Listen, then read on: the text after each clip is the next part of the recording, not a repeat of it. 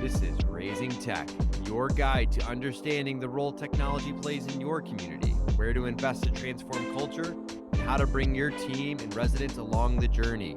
Sponsored by Parasol Alliance, your senior living tech partner. Tune in to explore the latest tech trends, dive into hot topics, and hear from industry experts, community leaders, and innovative vendors shaping the senior living tech landscape.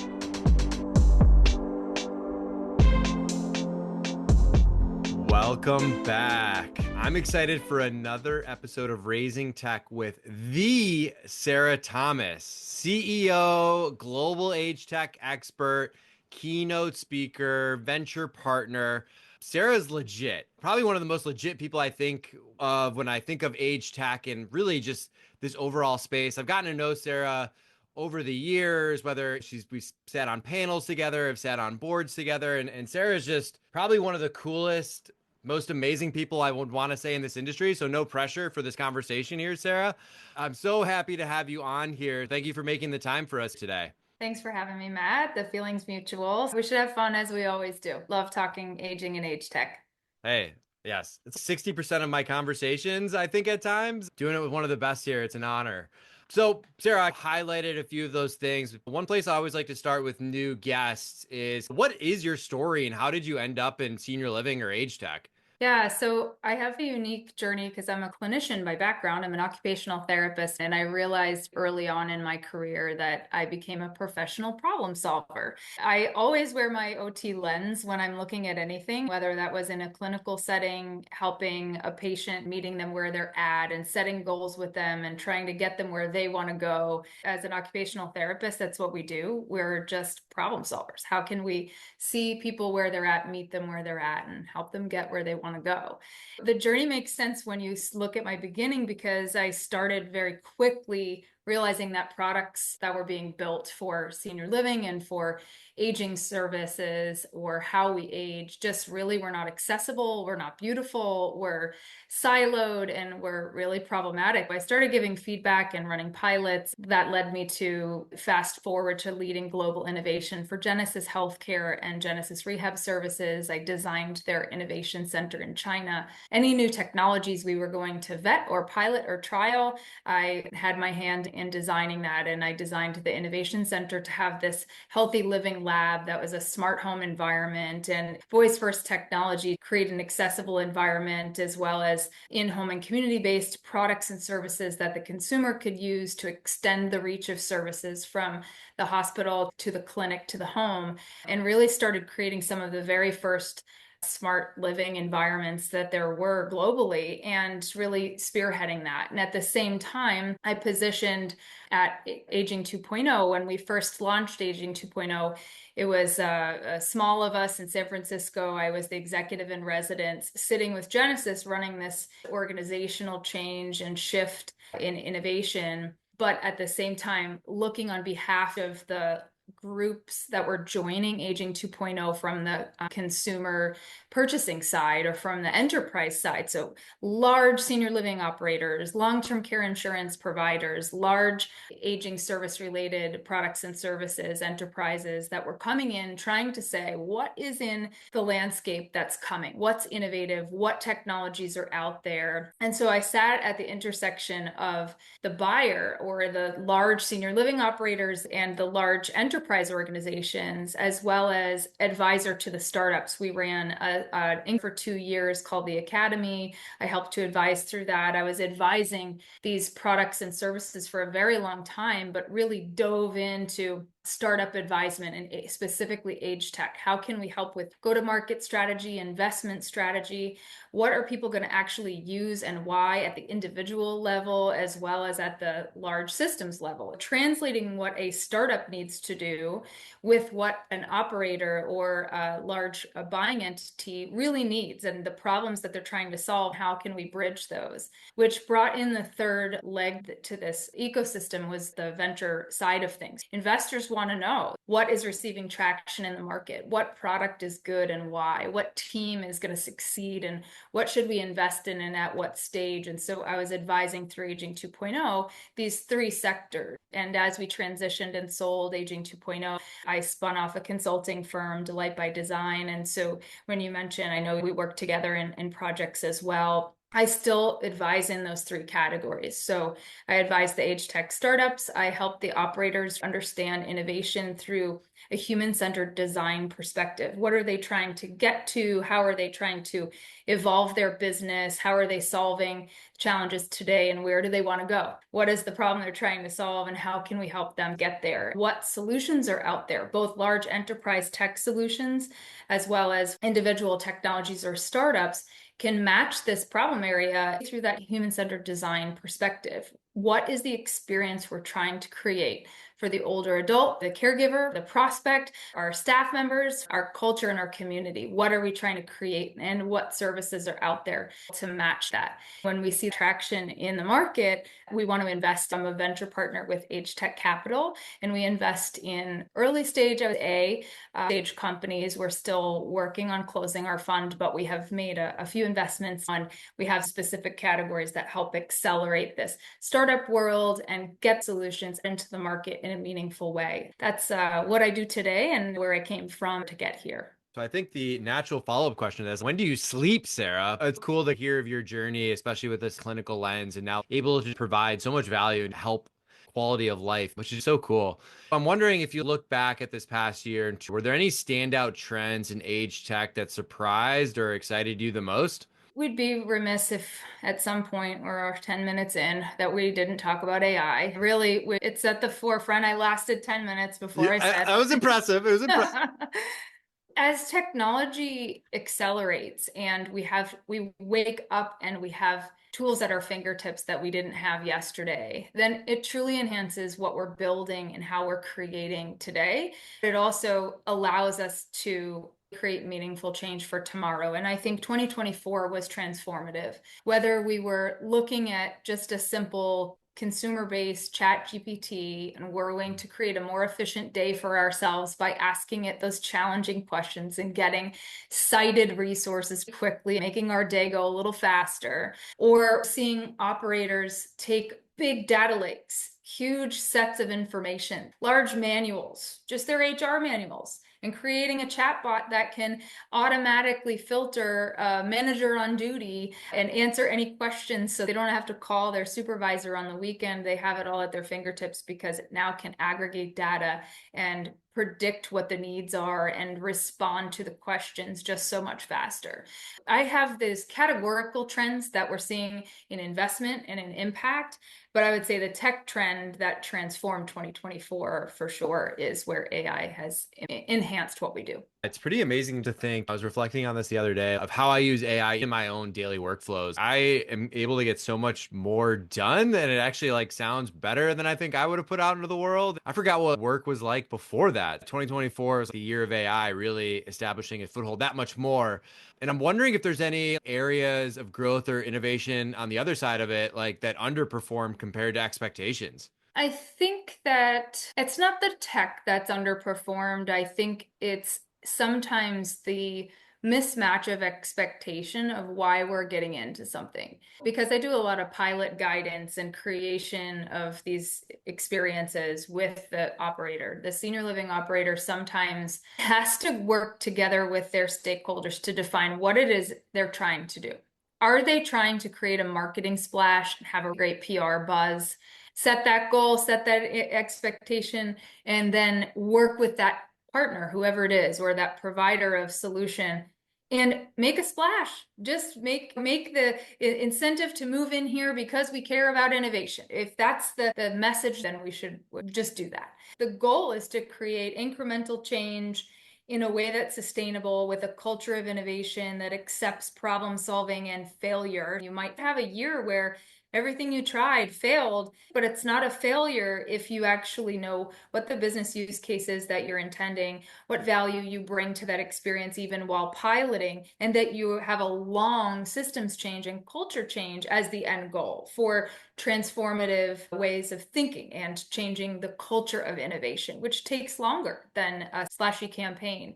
I wouldn't say that necessarily as a technology that failed, but sometimes I think we get excited to create change and it's top down and it's not necessarily getting from the ground up a full buy-in and it appears to fail. But actually what's failing is a mismatch of expectation from the get-go. That's where I think the greatest challenge has been this year is setting right expectation with vendor, partner, and provider to make sure you're aligned. Yeah, I would agree wholeheartedly. Just based on this new rule, getting this greater picture of the overall technology landscape, this technology culture, I think some people want to be innovative for the sake of sales and marketing. Definitely a couple of providers come to mind when I think about that. But it's also just from the top down. How are you embracing technology culture? How are you really just keeping that at the forefront and understanding the needs of this ever-changing market and making sure you're preaching that, right? Like, there's been so many times I've seen us go in where the past CEO might have been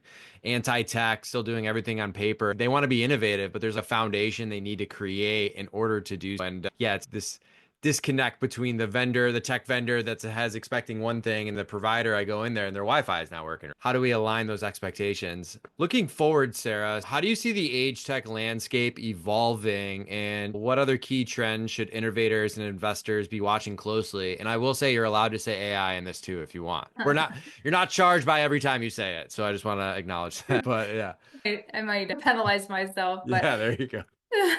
what I like is that the market and the industry is starting to look differently at change and is a little bit more open. Matt, you and I are on a board together, and I remember there's two instances, even in the last couple of months, where some folks on the board are not as innovative or technology savvy, or they're afraid of technology. But we were talking about who's going to take notes at this meeting and how are we going to get the agenda. And it was as simple as just adding a connected note taker into our meetings so that we have summary of follow-up and summary of what happened and just simplifying that workflow. It's as easy as that. We could shut it off next call if you don't like it, but that aha moment where you realize, oh my goodness, my life just got so much simpler. I can be engaged and pay attention, and I can focus so that someone else, this bot, is taking the notes and then we'll follow up with the takeaways. That's really powerful to have this transformational thinking. There are new categories in AgeTech. At AgeTech Capital, we look at financial well-being, independence, and connected living. How do we keep people where they want to be longer, including in our senior living environments? How do we keep them healthier, happier, and more independent in the setting they choose? Empowered health and vitality is another category that we're looking at, and it's really making a much more informed consumer, understanding our health, eating habits, sleeping habits, weight, hydration, and health and nutrition and wellness, and where that is impacting our own health and vitality, and where do we actually have some ownership as individuals at every age around our wellness and our well span and our health span, not just our lifespan. And I think that trend is certainly there. And there's tech laced within each of these that are finally really transformative. The fourth category that we're really diving into at AgeTech Capital, but we see across the senior living continuum, is also the caregiver 2.0. How are we engaging family caregivers in a different way? How are we engaging or promoting our staff and our partners in a different way? You asked me, when do I sleep? It is my responsibility to make sure my life's work is my passion. I don't have a job. I have a passion and it just carries me through life. But if I don't set boundaries around when I sleep, how I move, exercise, or socialize, then I won't be responsible for my own healthy living. And the caregiver can burn out. How are we attracting a different workforce, retaining a different workforce, educating and supporting for their own health and well-being? How do we automate things to augment the workforce and workday? How do we replace certain elements of the job with automation or robotics or technology so that more meaningful interaction can occur, more daily human interaction can occur, where some of the administrative tasks can be offloaded? Where are we creating better efficiencies and support for our caregivers? These are four categorical trends that I look at, that I've been looking at, that we invest in. And I think that technology is finally ready for each of those categories a little bit more. I love how you guys are thinking through that with the different categories. I'm wondering if in those categories you're anticipating any significant breakthroughs or significant challenges. So each a little bit different. In the past, financial well-being was just fintech and looking at fintech from every age and not necessarily how are we adding decades to our lifespan and being financially healthy at the same time. What are we doing to keep people gainfully employed a decade longer, or having the ability to use the gig economy to engage in meaningful and potentially revenue generating activity? How are we looking at reverse mortgages and estate planning differently? So there's lots of opportunity in there. I think independent living in the past, for instance, a smart connected home was never connected. It was one tech over here, one tech over there. The light works this way. There's a voice that's going to control that. I have to be very careful because I have many voices that I can talk to in this home and they'll all do something. Yes. Yeah, so I'm not going to say anything to my environment. It's smart, but sometimes it's smarter than me because it's not entirely connected. The new technology needs to be integrated and needs to talk to each other, needs to be open so that it can communicate and integrate with each other. That's for everything. That's the wearables, home accessibility, and smart home features. Really, anything that touches our experience in a day should integrate with the other things. I've always talked about this in my keynote addresses. When I first moved to Silicon Valley, I felt like the younger generation of technologists and entrepreneurs were creating a replacement for mom. And they were looking at everything: do my laundry, cook my food, drive me where I'm going. And I want everything as convenient as my parent handled for me when I was being taken care of. And now I want the accessibility, the affordability. No affordability like living with your parents, but there's still the accessibility, affordability, and continuity that occurred, anticipating my needs. So now there's no better time than now than taking those technologies that were designed to, we'll say, replace a caregiver and support as a caregiver to those who are aging. As we are getting older, we still want convenience and accessibility, and maybe we need it. Maybe we need transportation. Maybe we need support for our meal planning or our med management or our ambulation or mobility. And yet, before it was of convenience, and it could now be out of necessity. But either way, we're allowing greater accessibility to technologies. So I think the connected environment and connected experience is what's transformative around what's coming. I think it's finally consolidation. Sometimes that's where the investment lens is too. You've been a part of it. This PE firm comes in and takes multiple technologies and, okay, we're putting these together now and the solution is going to be connected. So I think we're at an exciting time to see some change happen that's a little more connected than it has been. Yeah, I would say one of the things I've seen, to your point about PE coming in and consolidating, is inevitable. And all these isolated vendors in their own silos, wanting to integrate with one another. Some play better in the sandbox than others, but like coming in and really doing that and trying to make it super simple for the end user is the goal they're all striving for. To your point, that could be the investment play right there. I have seen that happen, been a part of that, because more and more of these people are looking at these demographic shift and want to try and go and get involved in it.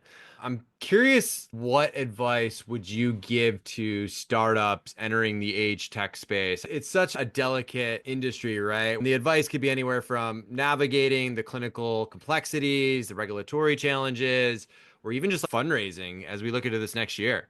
So the biggest recommendation I could make for a new startup founder is to surround yourself with people who know the areas you do not. Almost every founder has a really powerful personal story. Someone fell in their life, someone died in their life, someone had a less than perfect experience in an aging related situation. These technologies are now a solution to a problem they felt personally. And I think that we need to then look at surrounding ourselves with advisors and other subject matter experts in exactly that, in the clinical, in the reimbursement, in the regulatory, in the consumer experience. It's overused, but really nothing about me without me. We should not be building anything without the end user at the table. It just should not be.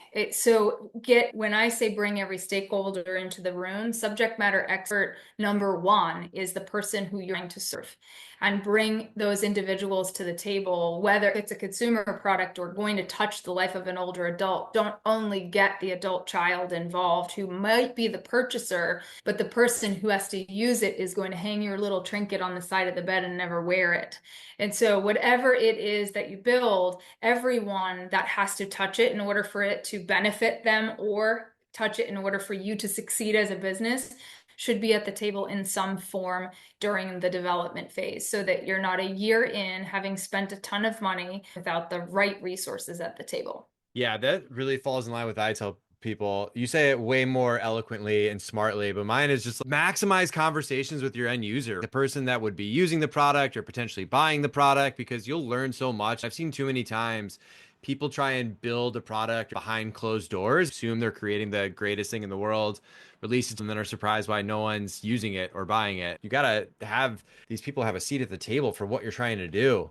And with that, I think, again, people are seeing these demographic shift. Investors are getting very excited. Some of these bigger companies are getting very excited about it and trying to expand their portfolios in the aging space. And I'm curious what you would say to investors. What criteria should they prioritize when evaluating potential age tech companies or solutions? I think on the investment side, for me, it's not just the product, it's the timing. It's who needs this now and where is this headed? Sometimes some really great technologies have come out, but the market just wasn't ready for it yet. It's understanding the market needs as well as the technology capabilities. It's not just about product, that's only a piece. It's about the team, it's about the people. How is that team bringing together the expertise that they don't have? How is that team really committed? Are they just looking for a quick exit? Are they only used to SaaS from Silicon Valley and they're just not going to ride this storm that sometimes occurs in senior living? This is a commitment. I'm not going anywhere. I've been in age tech for 25 years,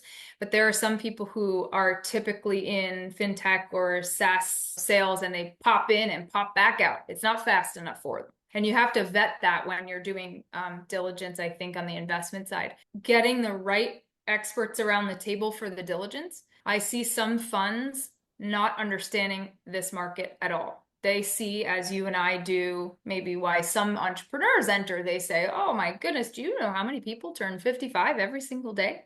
He shows dollar signs, doesn't show impact or change or quality or caring. And you're not going to survive this if you didn't come in this for the right reason and make impact in and transform how we all age. If you're not on the mission in it with the right heart space, this is not going to last for that company or that product. We can do good in the world and do well.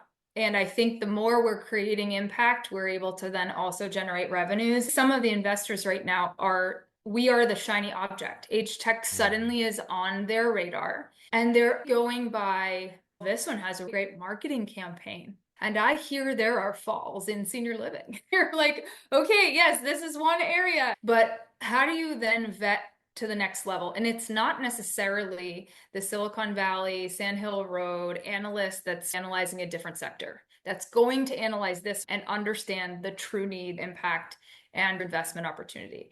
I would say take a next step into understanding the end consumer, the older adult, the family, the psychology and the dynamics of caregiving in America or globally, and also then the infrastructure and the industry that they're entering into, if it's a product or service that's going to impact senior living. Understanding the crunch that senior living is in, regulatory reimbursement wise, occupancy wise, understanding that market.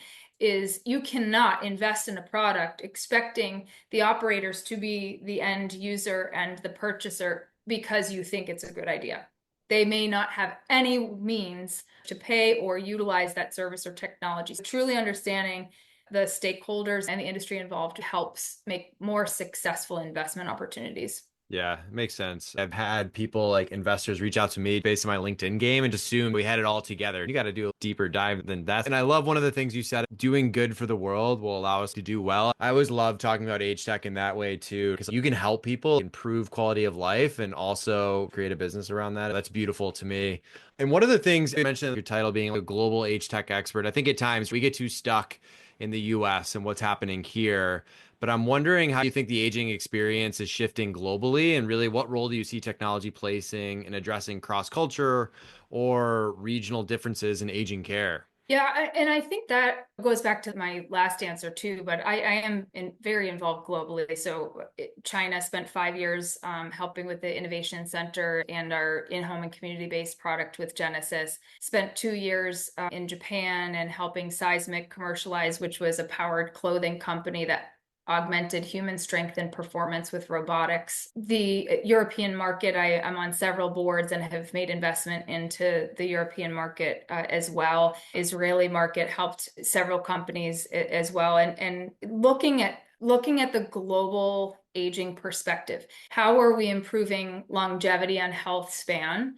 How are we looking at our own inherent biases around aging and our aging process? What is beautiful? What is sexy? What is functional or independent? What keeps us motivated and what drives purpose for us? What keeps us as engaged in community or in meaningful roles? All these things are finally being looked at globally. How do we pay for and create infrastructure for supporting healthy living longer?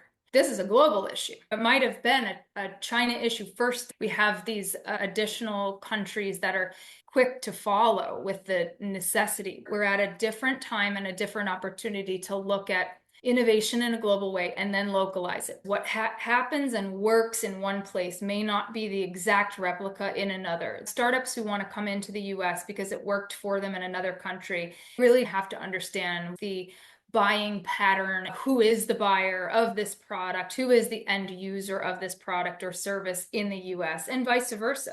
What worked within our health system, within our payment and reimbursement model, within our ability to reach consumers through advertising may not work at all in the same way in a different system or different country landscape. And so it's taking that product or service that worked somewhere, that you trial, that you decide a user can benefit, and then bringing it without superimposed ideas and learning from that environment, that new user, that new group, what and how might they use it in a different way to transform that.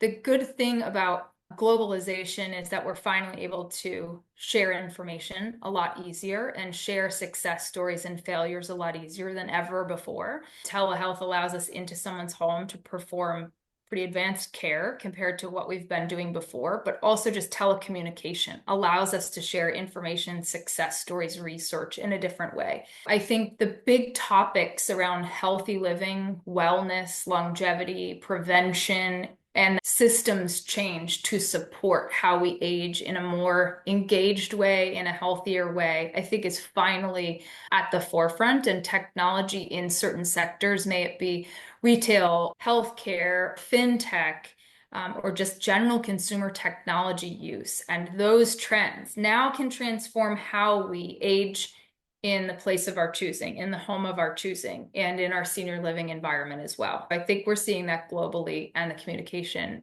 improve that. Yeah, it's so crazy to think about that global view to it. And it's interesting because I keep seeing some of these technology companies popping up outside of the US and starting to break into the US market and bringing some of the best practices. It's really cool to see. As a thought leader and venture partner in the longevity market, what is your vision for how the age tech industry can accelerate its impact in the next 3 to 5 years? I think that the ability to accelerate is going to come from the ability to partner and collaborate. I see so many cool solutions that are separate, and I put them in a room and they don't see how they relate until I have a conversation around the architecture of collaboration. And suddenly, this new thing is the product that is going to transform the market. They'll come to me after and say, I saw them at conferences, but I never thought to talk to them. I would have thought that we're competitors, or I would have thought that we're unrelated. And now together, the solution is so much more powerful. Why did we not do this from the start? And I see hope in that because